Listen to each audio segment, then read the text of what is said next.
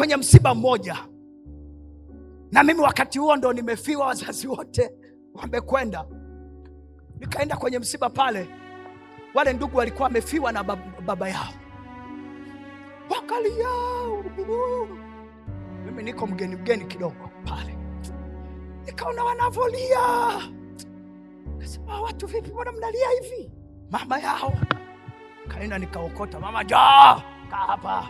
Binti zao wote wewe njoo kaa hapa, wewe njoo kaa hapa, wewe njoo kaa hapa. Mnalia nini hapa? Mnalia nini?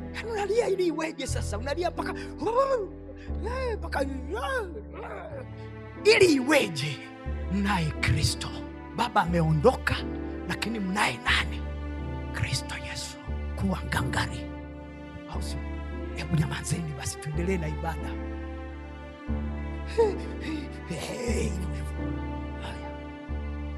Kianza tena, we kuna mhubiri kula na ubiri.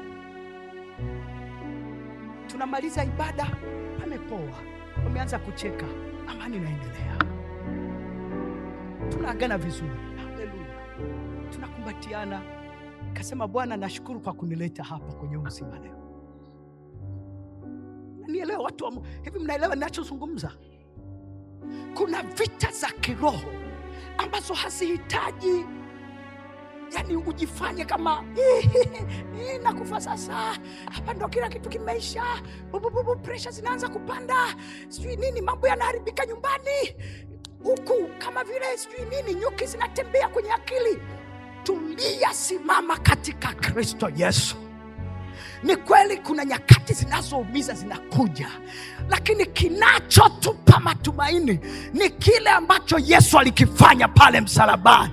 Yesu alifanya nini kwetu? Alishinda, aliyapitia yote. Waebrania inasema ilimpaswa kuwa kama mwanadamu, ajaribiwe kama sisi, ili aweze kuonja maisha yetu.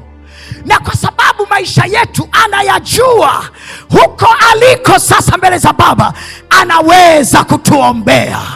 Haleluya! Anaweza kufanyaje? Kutuombea. Hakuna haja ya kuwa na hofu, hakuna haja ya kuchanganyikiwa, hakuna haja ya kuvurugwa, kwa sababu jaribu haliondoi ukweli.